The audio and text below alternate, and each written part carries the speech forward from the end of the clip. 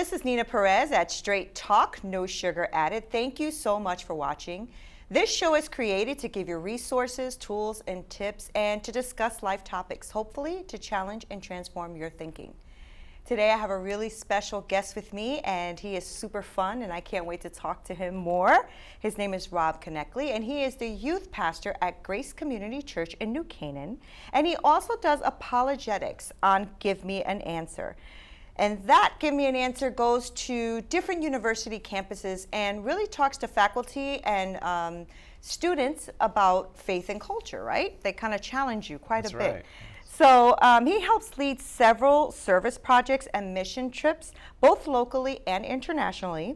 And he has done mission trips to many different places: Costa Rica, Mexico, Dominican Republic. That's just to name a few. And so Rob is here today to talk to us about the mission works that he does, how he works with youth, and then he's going to answer some tough questions that some youth threw my way that I don't even know how to answer. So I don't know how he's going to do it, but we'll get to that. So Rob, thank you so much for being here with us today. I appreciate it. How are you? Thanks so much, Nina, for having me. Stoked to be here. I'm doing really well. Good, good. Yeah. I always start the show off with putting you in the hot seat. All right. It feels like it. Yeah.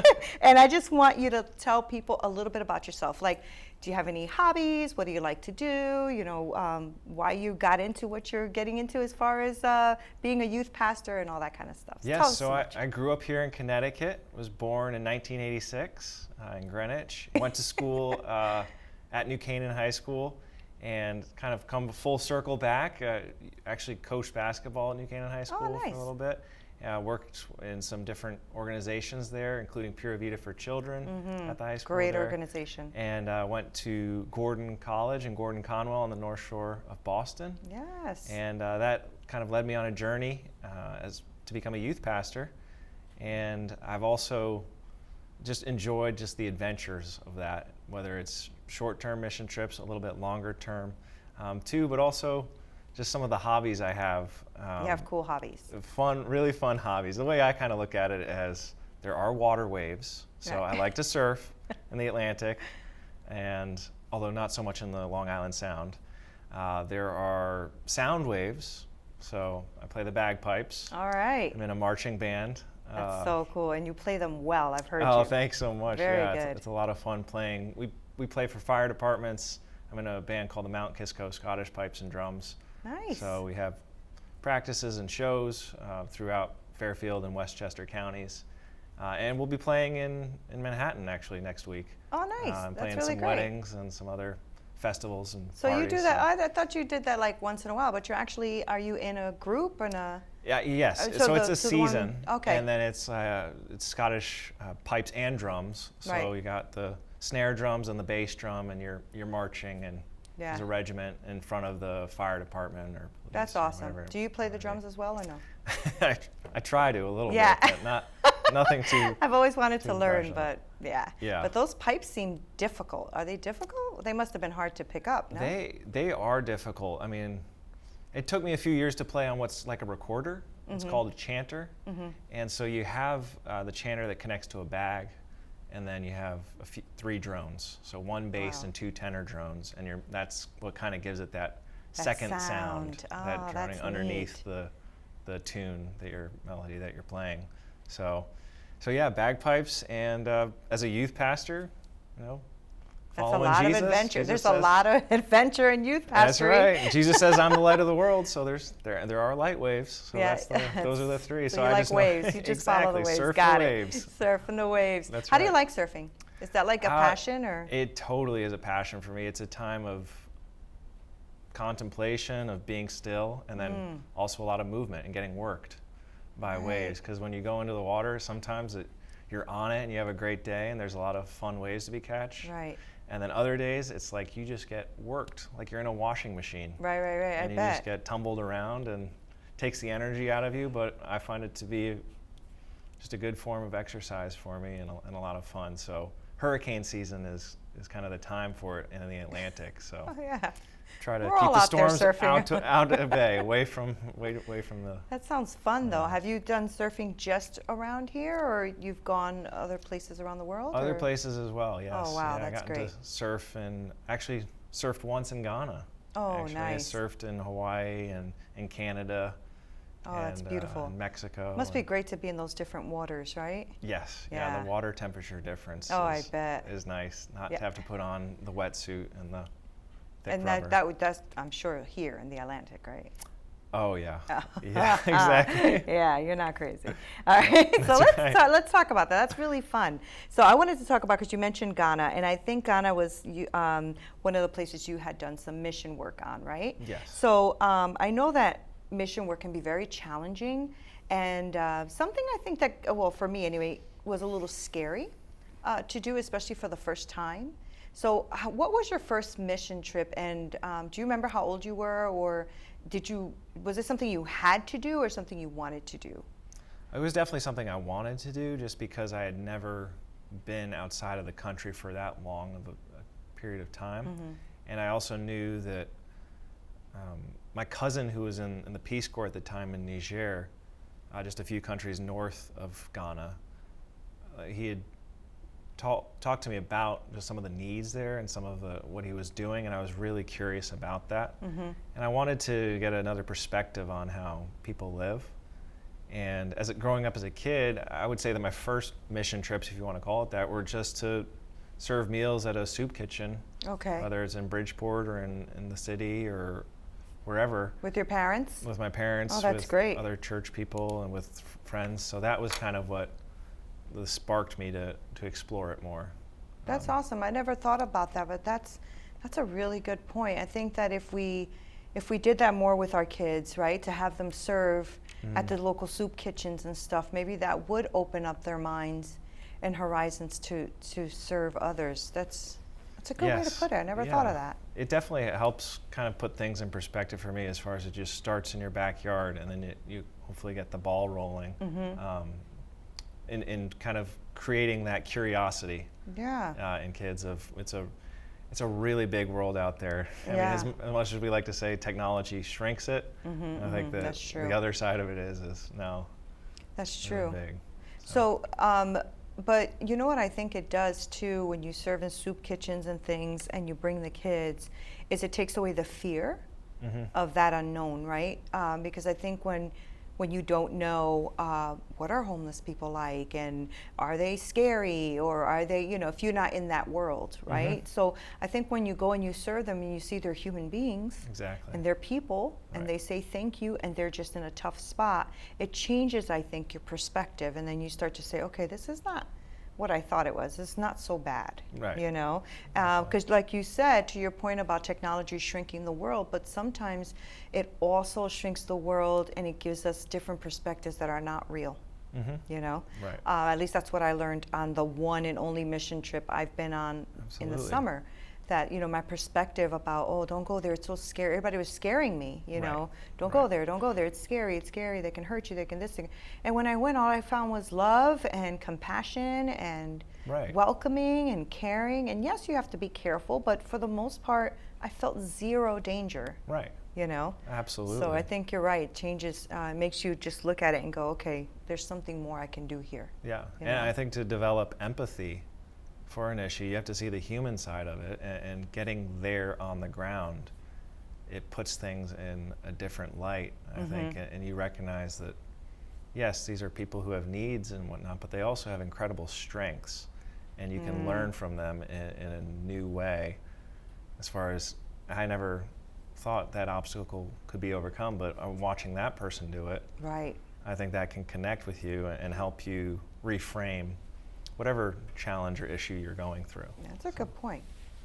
That's a good point, because a lot of times, they might have, like you said, a need, but they don't need you to be their savior either. Right. Exactly. Yeah, and I think that's our wrong perspective sometimes. I think,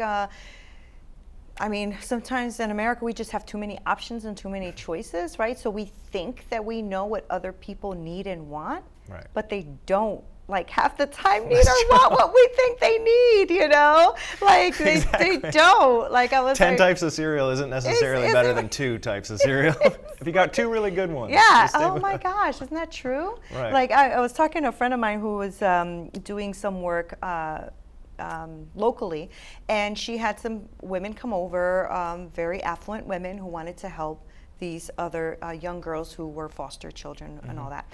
And she made me laugh because she said that all of them were telling the girls to paste on like boards what they want. But the women kept cutting out jewelry and clothing and, you know, things like that. And the girls didn't want like any of that on their boards, you know? And it's just like, why don't you ask them what they want?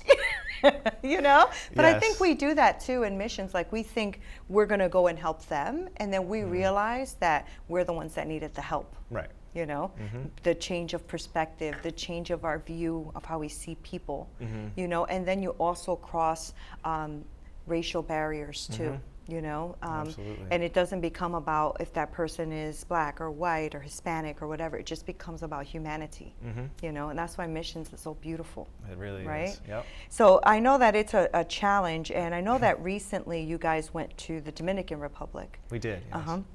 And I wanted to talk to you about what you did there. Like, what was the project there? What did you do with the people there in DR? We went with an organization called Foundation for Peace. Okay. And they're based out of New Jersey, actually, but they work in both the Dominican Republic and Haiti. Okay. And they hire locals there who we partner with, who kind of run the different work sites that we're at. Okay. And so we helped out at a school building a classroom.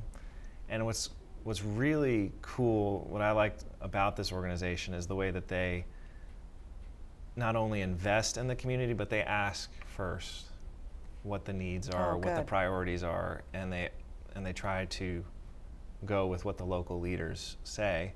And then you get to work alongside people who live there. So you see local people helping you out, or you're helping out. You build and yes, stuff? Oh, wow. Exactly. And so this is They're something invested. that is benefiting them, but in a way you feel like they're empowering you, they're encouraging you to get through that next build project of lifting that next brick or whatever it may be. But then also we try to meet different needs. We bring school supplies. Foundation for Peace gave us medical supplies to bring, so we did a clinic for a day. Oh, nice. And then doctors come out from Santo Domingo out into the countryside. One doctor came and they do a medical clinic for the people there. And it's a small little town, not on the map. It's just way out there in the mountains. I know. So it's a different world in some ways. It is. And so building with them is good because I think that they're invested in what you're doing. It's not just you guys are building something and they're sitting back, right? And I think another misconception, right? That people are going to save them and that they're just sitting back waiting for you to finish the project so they can. It's not true at all. Right. Like at all. Yeah, exactly. I mean, if anything, they're the ones really putting in their sweat and tears into this thing. Right. And we're literally there to support. Right. You know, how many people did you take with you? We took about 30. Wow, that's a lot of people. The year before we had 50 almost, so yeah, 49. How do you even organize something like that? Exactly. Oh my gosh. And you know, that's a lot of people though, right? So how do you even get people to want to do this? Like, how do you get people to understand what they're getting into, what the missions is? Right.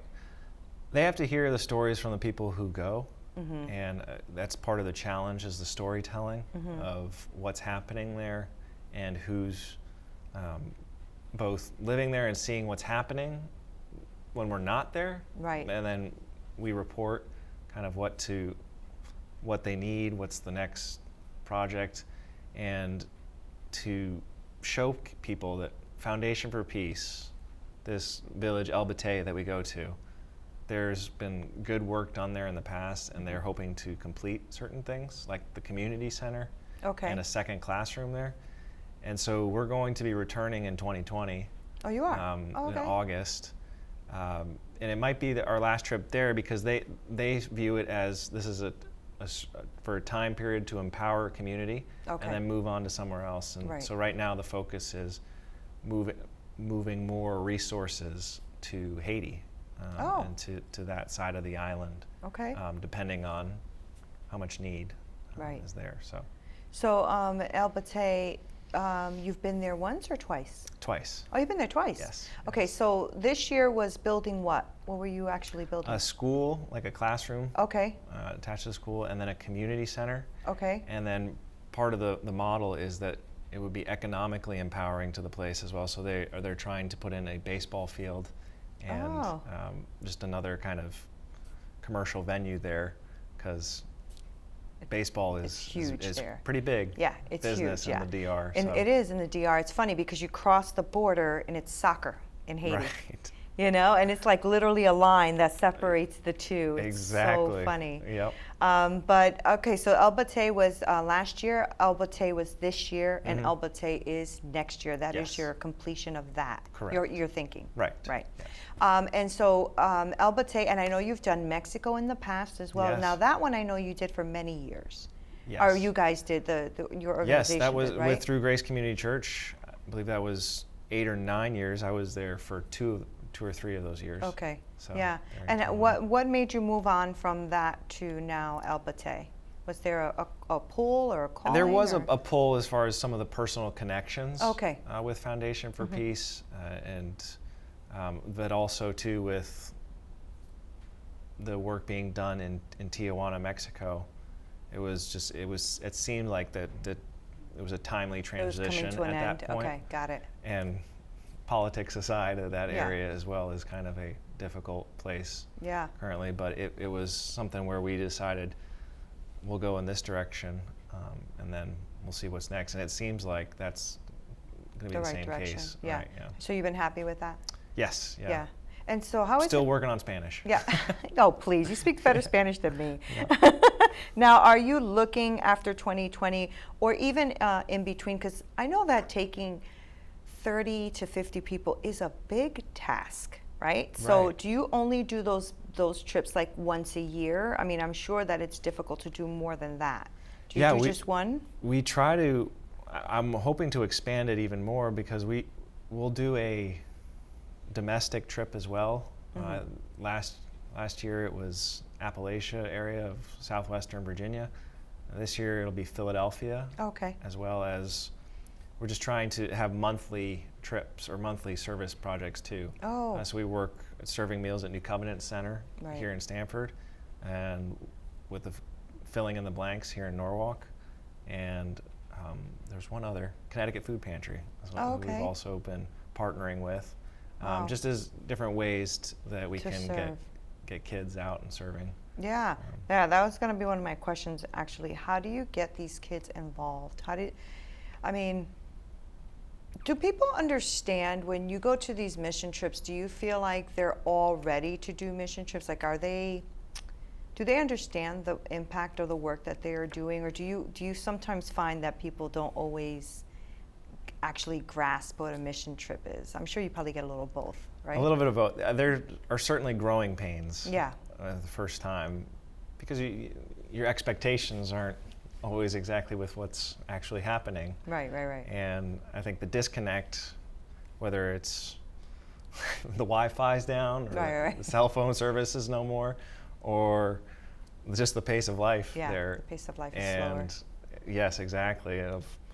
Our pace is so much, sometimes in some ways is faster, but it creates a tension in the person you develop patience in some ways, or you go the other way. Right. So how do you find that many people? So how do you get 50 people involved? How do you do, like, I'm trying to wrap my head around the fact that when me and my husband are traveling, if I'm traveling and trying to pull my kids to come with us, just 4 of us, I'm like losing it. Yes. 50 people? Rob! Rob, I couldn't even imagine. Yeah. That's tough. I think one group they took was maybe 60 people, but it takes, a team. Yes, it does. A lot of organizing. It takes a travel agent. Like, I had my friend Tot Begg helped us with just the trip logistics, but it does take a lot of concentrated effort to get all the pieces together and to invite people through word of mouth. Yeah. Really, to get them on board with the mission, with the goal of what we're doing there. And you already know what the goal is going to be before you go? A general idea. Yeah, I know. We love specifics, and we love total measurable statistics, but sometimes that's going to be tough. Yeah. And I think that's the challenge of short-term missions is, okay, here's the cost, but what's the return on your investment here? Right. As you think through, is this more than just, fancy tourism in some ways, right? Yeah. What else is going on here? Because you have to be strategic, I think, in making sure that this is a worthwhile endeavor for people to sign up on. And this certainly seems to be, as we're going back a third year. So how many days do you go? 9 or 10 days. Oh, it's it's a pretty decent trip. Mm-hmm. So I say 10 days because last time our flight got canceled on the last night. Hurricane season or something? We spent the night in Santa Domingo Airport. That's fun. Yeah, it's a really good just time. 30 of you chilling, Santa Domingo Airport. What's the longest mission trip you've done? 3 months in Ghana, West Africa. Wow. So, Did you stay with the locals? I did, yeah. Stayed with locals there on site at a children's school, a church, and an orphanage there that they had created. You went with a group, or was it just you? Just me. Just you? Yes, yeah. Wow. Just me, yeah. Oh, that's awesome. What an experience, Stepping out into a new place. Yeah. It was amazing. I had a lot of support. There are a Yeah. lot of families at Grace Community Church, well, a few at least, who are from Ghana. And so they encouraged me and gave me some tips and heads up and some really local knowledge. So that's trip advice number one is stick with local knowledge. Yeah, that's so true. So true. So did you find that change you think, like staying there that long? I think that one of the most powerful things I got when I went, and I've definitely not done 3 months, I did 7 days, is that you can't unsee what you see. Mm-hmm. You can't come home and for some reason you're just not the same. Right. Well, that's for sure. Yeah. Yeah. Did you feel like that's something that's in you now to do mission trips, or do you think, because you've done a lot, so it's not like you just did one and stopped. You've done quite a few. Yeah, it right? definitely gave me the bug. Yeah. Thankfully, I didn't get malaria or anything else, but it really propelled me that on. Bug? Not that bug. No. Yeah. Some of those vaccines are that yellow fever shot. I know. I never had it. Thank it's God. a tough I hope one, I don't have to. No, it makes me, think through what I prioritize, what I value here, and then also think through how can we make the world a more compassionate place? Yeah. How can we get people outside? Because you mentioned that challenge of language and of context, and whether it's race or how we communicate or how we perceive differences among ourselves. I think when you spend a longer period of time with people, you see more of a family nature to it and how they survive in an area of the world that's totally foreign to what I was used to. They would lose power for a few days on end and it would be like nothing. And then the well would break after that, and so then you don't have shower for a week. And so that was like a different kind of experience, but I think part of it was I felt adopted by them after a while, that they were like looking out for me, and it was by a pineapple field and people are in some of them had huts with just mud and sticks in them, and that's it. That's all they have. Yeah, that's it in the world. So that was kind of like, wow, okay. Yeah. This is how they it speaks a lot to our wants and our need, right? Right. Because you don't need anything. You need a hut with sticks and mud is what you need. Right. Right? Yeah, Let's and be clean real. water. Right. That's really all we need. Right. Maybe food. Right. Yeah, there you go. That's right. But it does speak a lot to that. But it speaks a lot to the fact that these people living like that in like a hut, if you will, or whatever, are so.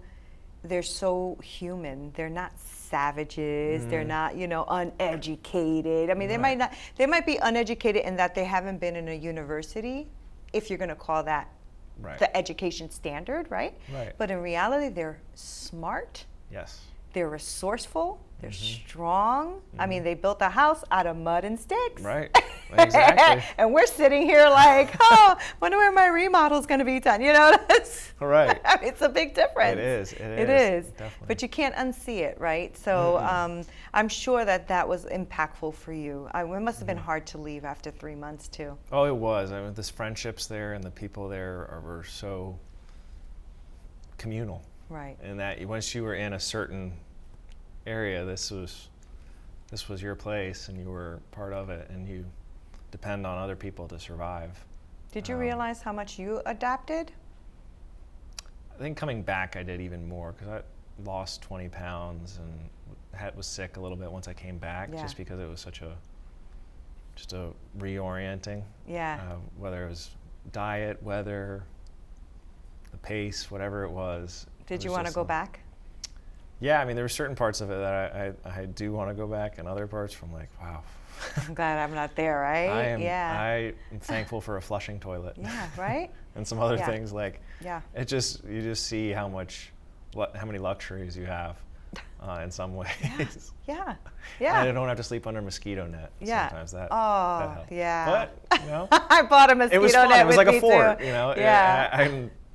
I can't say that that I had the luxury of affording a mosquito net. You just have so many different layers, I feel like, when you go over and you're just like, wow, okay. That's a great lesson too, mission trips for what you're talking about and for our kids. Our kids need to see more of that, our youth. I think if our youth saw more of that, they wouldn't fight so much over that next video game coming out. Right. But, kind of think about what that means really means for people's lives, right? Absolutely. So we're going to come back and we're going to talk about some youth work that you do. I want to touch on that, what you do as a youth pastor, and answer some questions for these youth. You ready for that? Great, sounds good. Yes, it's coming. Thanks, Nina. So thank you so much for watching. Don't you miss this. Come back. Rob is going to answer some really tough questions that I don't know how he's going to answer them, but we will find out. Don't miss it. I guess what I'm trying to say is that what about people who we know are delusional? Like maybe a man who thinks that little men from Mars are, doing something crazy and then goes to the top of the tower and shoots people. Right. He's obviously doing that based upon a pretense, but I'm pretty sure 99% of us will think he's under some sort of delusion. Good. But does that mean that what he says is true? Does that mean we should take seriously his evidence? Good. That little green men are walking around here and shooting green rays at us or whatever? I would totally agree with you in regards to making a distinction between the object of your faith and how genuine you are in your faith. You can be really genuine in believing that there's a green marshmallow man walking around on Mars and who's going to come and take over the world. But until there's more evidence, until NASA, says, hey, what's up, look at this, let's take some photographs and see the evidence here, you have to look at the evidence for the object of your faith. When I put my faith in Jesus Christ, it's not because my parents told me or because one Bible in particular, in one particular translation, just illumined my mind. It's not just that. It's through the work of, I believe, the Holy Spirit, and also the work of God on earth throughout people's lives, seeing or taking a look at not just where the center of Christianity is, because it's moved around the globe. It's not just in Jerusalem or one place anymore. It's not just in Rome, or not, wherever, with Constantine or wherever Dan Brown wants to put it.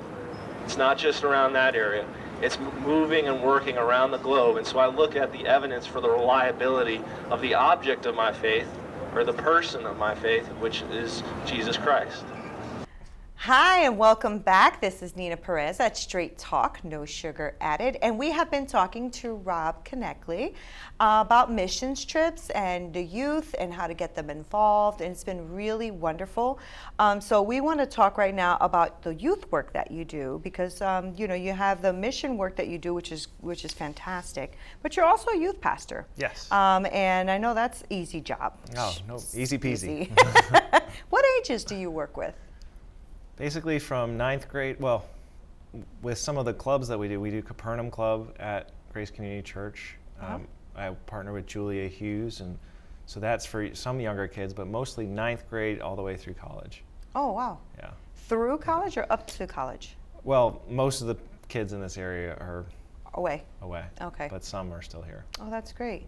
Yeah. That's a big range too, because ninth grade they're a little bit different than they are when they're already on their way to college. Yes. You know, so you're dealing with a lot of different issues. It's a large spectrum. Yeah, it is, right? Sure. Because you're thinking it's only 4 years, but I remember being in high school and 4 years was a huge difference. Oh yeah. Yeah.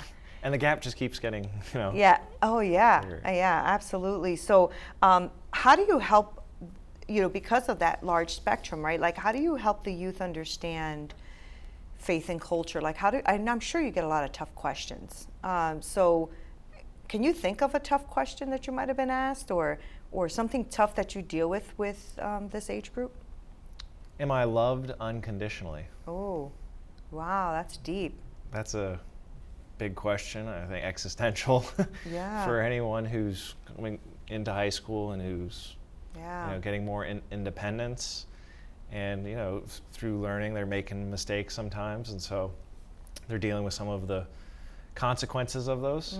But they're also asking that question: am I loved unconditionally? Because I think as you grow up, you realize that we have freedom to make choices, but we don't always get to choose what the consequences of those choices are. This is true.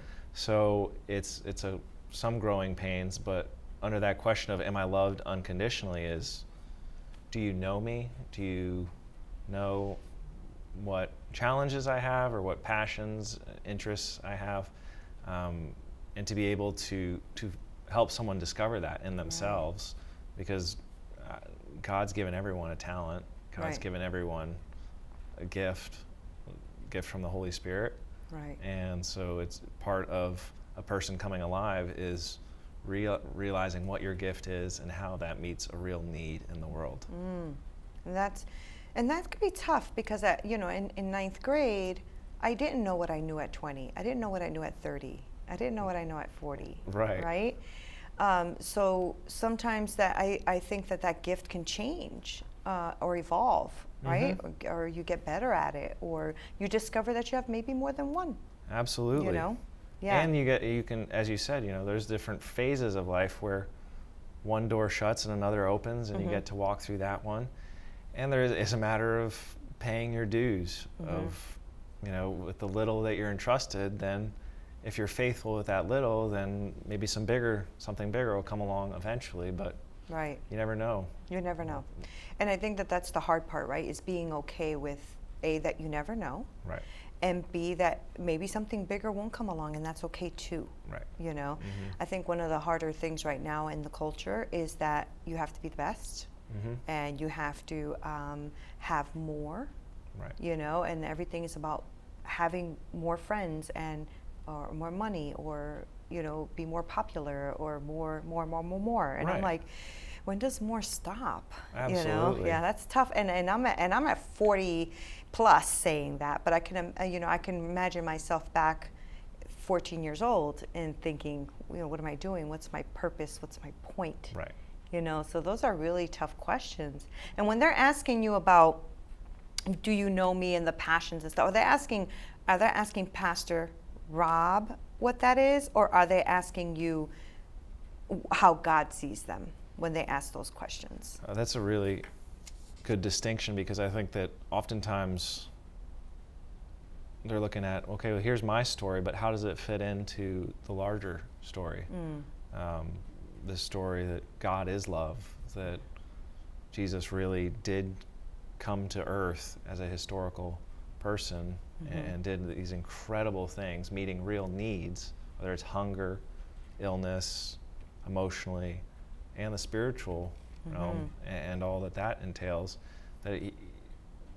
That story took place in a certain culture, but it still applies to this culture today, across cultures. And that's where I think there's a common thread through, whether it's taking a kid to serve in another country, or 30 minutes down the road, they still get their eyes open to, well, here's how I can help in some small way. And Right. When that happens, I think that a fire comes on in them, and hopefully that affirms their value and their worth, not just based on building up a resume or checking the next box, but thinking through, okay, what do I like to do, and how does it help the world? Right. So then I think from what I'm hearing is that you also feel like what gives them purpose is serving someone else, or serving not serving themselves. And that's really important. I think that culture has gone a lot about what about me, what do I want, what makes me feel good, you know. So that's a really good perspective for you to give them too. Like, you know, you can use this gift to help someone else. And that, I think, brings all of us purpose, right? When we can help each other, as opposed to me helping myself, you know? Absolutely. Yeah, and that's tough. That's tough when you're dealing with high school students, because they deal with a lot of heavy things, you know. They do, They really do. Bullying is worse than it was when I was a kid, because now you have cyberbullying. Right, And you have and done anonymously. And done anonymously. Right. And, you know, people text you now with fake numbers that you don't know who it is, or go on your account and just harass you on all your social media stuff. It's a lot tougher, I think, you know. I think it puts up a barrier sometimes, which for good reason, sadly. But I think part of developing shrewdness is recognizing that there are people out there who can help you and who want to, and who want to connect with you, and you're not alone in it. Because I think that so often, the older generations don't cut the younger generation some slack sometimes, and so it's a matter of bridging that gap and thinking through, okay, what are some life lessons that I can learn from mom and dad, from coach, from a teacher, from whoever it may be, and to do so with a recognition that they have their own challenges, they have their own weaknesses as well, as we all do. We're all human. Right. But we're kind of in that learning boat together. Yeah, you know, and as a youth pastor, you have to kind of keep up a little bit with what's going on out there, right? With the times and stuff, because every generation is so different. Right. Right. So now, do you work? How do you do this? Like, how do you work with these kids in such high pressure situations, right? Because I know that that the schools out here in Fairfield County, or the pressure out here, can be very different than pressure, I don't know, somewhere else, right? I mean, there's a lot of, at least my kids are already grown up, they're adults, but I notice now that there's a lot of pressure on kids to be the best at any sport, at any musical instrument. Right. You know, like they have to be the best all the time, like the best all the time. And I used to teach kids how to cook. And one of the things I had is, like, I had these core kids that used to come. It was New Canaan. Amazing kids, and I love them. And I just remember it was like, after me, it was going to ballet. After ballet was going to this practice. After this practice was going to that. And I'm like, what time do you get home? You know? And they're like, oh, like 8:30, 9 o'clock, and then I have to do my homework. Right. And I'm like, oh gosh, I'm exhausted. And I just had to listen to their schedule to feel exhausted. And I knew that it's a lot. It is. It's a lot for them. Right. So how do you help them kind of navigate that, right? Because they still have to, you still want to make them productive human beings, but you don't want to overwhelm them either. That's a big challenge. That's a challenge. Okay, how much events or how many invites or how many things are you going to get kids involved with, or to offer them? We had them over to our house last night, actually, for a dinner. We just had 15 or so kids. Wow. And you have time just to visit, face-to-face interaction. That's good. Playing a game like categories. Yeah. We had one game where it was just two kids asking each other questions, and they couldn't repeat the same question to one another. Like, it's really silly, really, where it's like, you're not keeping score. Right. It's not all these like rules and everything else, because I think that's part of human nature, is especially in this area where it's in the tri-state area, it's fast-paced, go. Yeah. You know what? You actually have a free calendar? That must mean that you're unimportant. Well, right. No, like it's actually meaning like you're unproductive. You're taking some time for stillness, for quiet, for a silly game like categories. Yeah. How do you encourage them in their faith? Like, are first of all, are all of these kids in the faith? Are they all Christians, or? Oh no, I'd say come from a whole range of okay. views. I would say, call it a worldview, if you will. But I would say that some of them are really trying to figure it out, and trying to ask, who do I trust, and what's the criteria that I should use for making sure someone is trustworthy. So you're trying to give them wisdom. Yes, definitely, and shrewdness to recognize when someone's being a hypocrite or when someone's being trying to rip them off, tough. Versus when you're trying to genuinely help them, which it is. It's tough. I mean, I think even for us adults, right? Sometimes we think somebody's genuine, that's not. Right. And, even in the Word of God, it says that many will be deceived, right? So I think that that it's hard. It's really hard, especially when you're young and I think you want to trust everyone, right? Or at least you do at first, at face value. Yeah, absolutely. And then you realize, oh, you are a hypocrite, so. Well, it's a good thing that word still has weight. Yeah. Because I think it points to goodness behind the world, that this world really is good. Yeah. And there is goodness out there, and that we hold on to that. That's so good. So, Yeah. I want to be a youth again now, Rob. All right. This is great. So I'm glad that you do that, and I'm glad you did this event last night. I mean, that's important. And if 15 kids showed up, that's a good thing. Like you can't sometimes get them to do anything. So if you can get them to show up to someone's house, I mean, that's awesome, right? I don't know if it's the dinner or the game. Yeah. Or they got to hear from an ER doctor actually, and her faith walk. And thinking through some tough medical She was decisions. there like live, or you guys watched her? Oh, no, she was there live. That's awesome. Yeah, so she kind of shared on some of the processes of what it's like to be a doctor and to save someone's life. Even someone who's done some horrific thing, and then they still saved their life because they took an oath to prolong life. How did they feel about that? How did they react? It got them thinking quickly, I think. Yeah. But it's also something that's very, something that helps them see that the world's not always as black and white as we would like it to be. There's so much more. So true. There's so much more. But when you're growing up and people are giving you a bunch of rules, it is black and white because it's rules, right? So. And I think it's so difficult sometimes when you throw them out to college and then say, okay, figure it out, have fun. Then they lose it, and you're like, how did they lose it? And they're like, what do you expect? You gave me all these rules, and then you said bye. Right. Right. So I had the fun time of asking anybody 20 or 25 and under to ask tough questions for you. Okay. And I got a few. Okay. So we'll try to get through as many as we can. All right? Great. Don't worry about it. You're in the hot seat. It's okay. Nice. Love it. So here we go. I have a really, when I first read this one, I didn't know how to answer this. So there was a recent footage that shows that there is absolute evidence of aliens, right? I think it was NASA or somebody just recently released it, maybe within the last 4 or 5 weeks. So this person asked, if aliens exist, did God make them? Does he mention this anywhere? And if so, what is their purpose?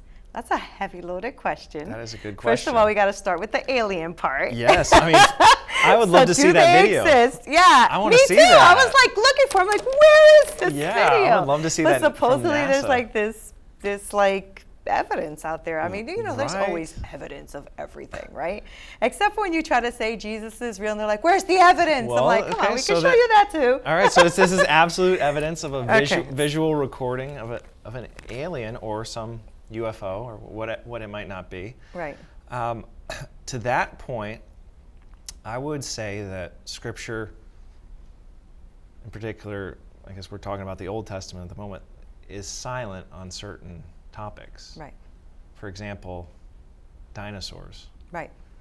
Although in the book of Job we read about Mammoths, Leviathan and Behemoth. Yes. Those could be dinosaurs, I don't know, but it doesn't mention Tyrannosaurus Rex or whatever it may be. Right. But there is, to that question regarding the NASA video, there is a passage in Scripture in Genesis that talks about Nephilim.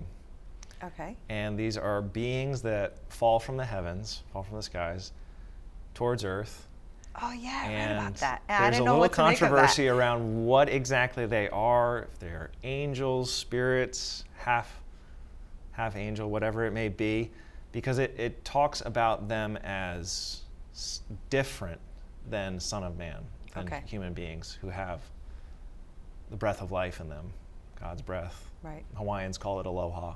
Right. But it is the breath of life, God's spirit within each person. That's part of who we are as human beings, is we have the image of God within us.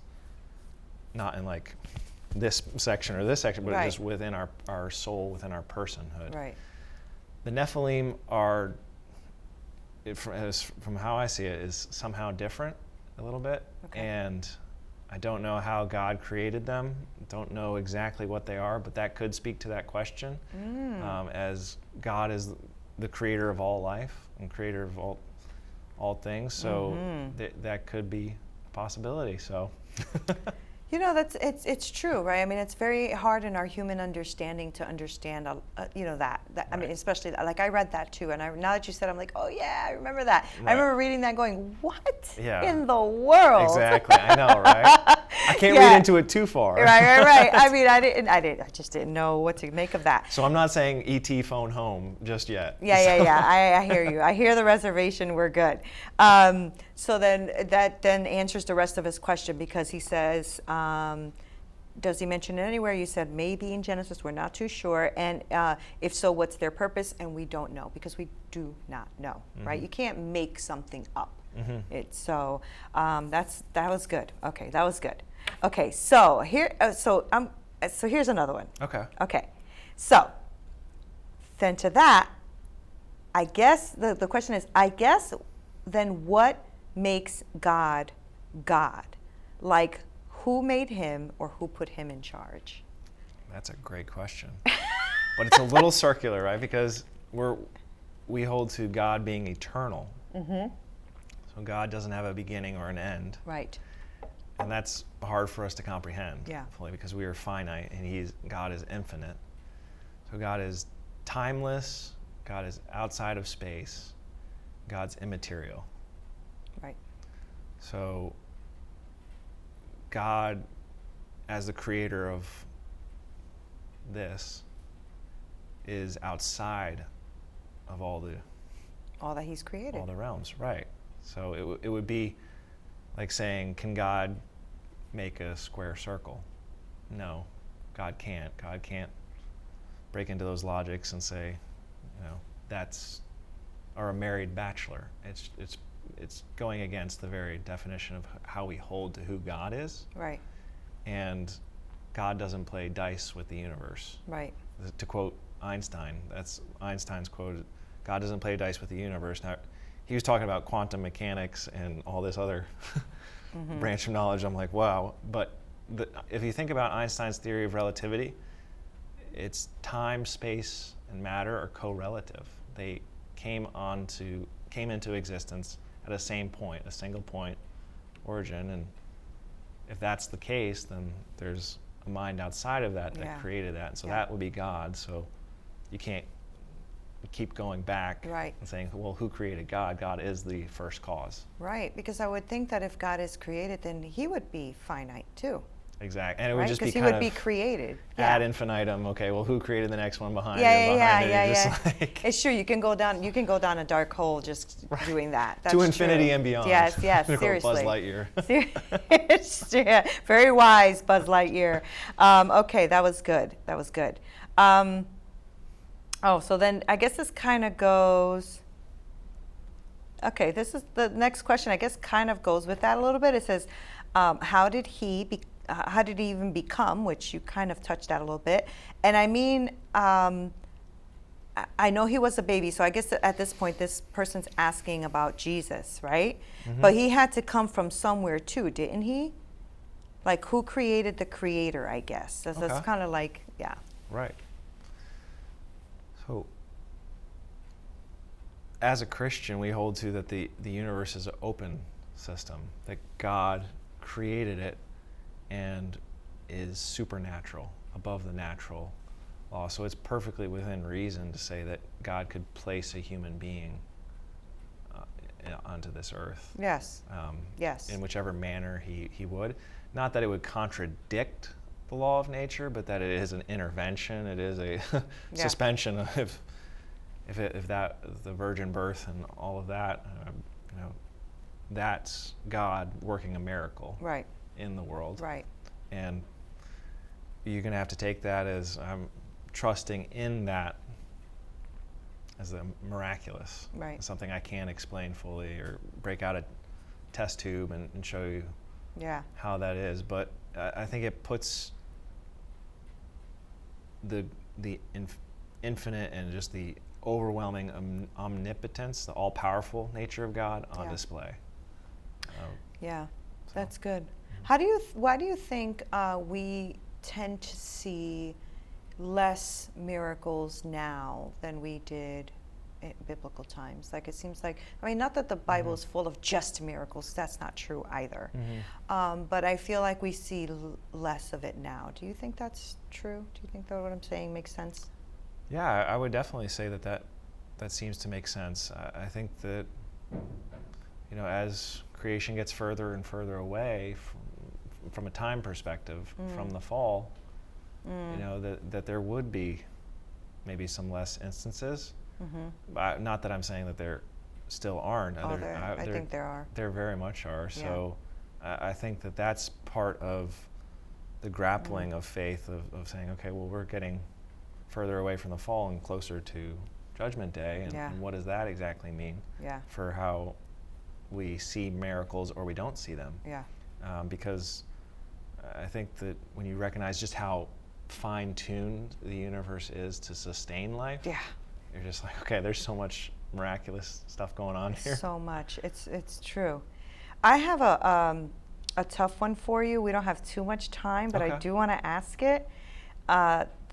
Aren't all religions basically the same? Isn't it all the same being, just a different name? That's a good question. There's a proverb out of India about a few blind men and an elephant. And one touches the trunk of the elephant, the other touches the tail, the other touches the leg, and they all describe it in different ways. But at the end of the day, it's still the elephant, right? And it's popular because it kind of is that same line of thinking that all paths lead to the top of the mountain in regards to what a religion teaches. But that story of the elephant, the presupposition is that it's an elephant to begin with. Right. It's the storyteller that knows, because they're blind, knows that it's an elephant and not a hippopotamus. Right. Right? So part of the contradiction of that is if you look at what these faiths are teaching, they contradict each other. Yeah. So they say, this is what it's like in the afterlife, whether it's reincarnation, nirvana, heaven, paradise, whatever it may be. They have different perspectives on it, and which you can't have it both ways. Right. So in that sense, it's not. It's not fair to say that all religions are the same when you look at just how differently they teach. That's a good answer. That's a really good answer, because I think that that's one of the arguments that a lot of youth have, or a lot of people, a lot of adults have, like, oh, all religions are the same. I'm like, they're not the same. I know. I would add to that, Jesus is the most inclusive, but he makes exclusive claims about saying, I'm the way to God. So. I think he's the only one in all the religions. Who points to himself that as God. points to himself as God. Yeah, wow. Yeah. Okay, so he just told me we have 2 minutes, so let me see what I can give you here. Shuffling through the questions. Would you ever consider other prophets in the Bible as important as Jesus? Or other prophets, period. It didn't say other prophets in the Bible. Other prophets. I would say that in Scripture you have prophets who go through such challenges and come away telling you different lessons as far as how to live your life. But obviously with Jesus is saying, I'm not just telling you how to live, I am life. Right. And That's so good. if you follow me, if you search through all the scriptures, they point towards me, and I'm the life, not the scriptures themselves. Jesus himself as a person is showing it that God is personal. Yeah. And triune that's how Jesus puts himself apart from any and every other prophet or person too. Right. Rob, you're smart. Thank you. I appreciate it. It was really, really fun to be with you today. I think we got through the questions, believe it or not. Oh, here's one, really fast. Okay. Why is it so hard to be consistent in your Christianity as a teenager? Well, that's true of any phase of life, not just teenager, but adult as well, because it's a perfect moral law, and we can't live up to perfection because we have Are we imperfect, we Rob? struggle with that, and it's not that we're to beat ourselves up over it, but it is a reality check of saying, okay, I messed up there. I want to learn from that and move on. Yeah. Because I think that gets back to the question: am I loved unconditionally? Yeah. by God? That's it's like a full circle, isn't it? Yeah. Thank you so much for being here with me today. Absolutely. This was super fun. I learned a lot, and I appreciate you very much. Appreciate all the work that you do. I know that my daughter loves you very much. She was under Stephanie. your Yeah. teachings for a while, and she loves you very much. And but I like the mission work that you do. I want you to be encouraged to keep it going. I think it's a beautiful thing, and especially when you're having that much of an impact on the people that you're taking with you. So thank you for all the work you do. Thank you, Nina. Yeah. So I want to thank you guys for watching. Again, this is Nina Perez at Straight Talk, No Sugar Added. Don't you miss any of our episodes. You go onto YouTube and you subscribe to our channel, like the videos, become a straight talker. Thank you so much for watching. Until next time.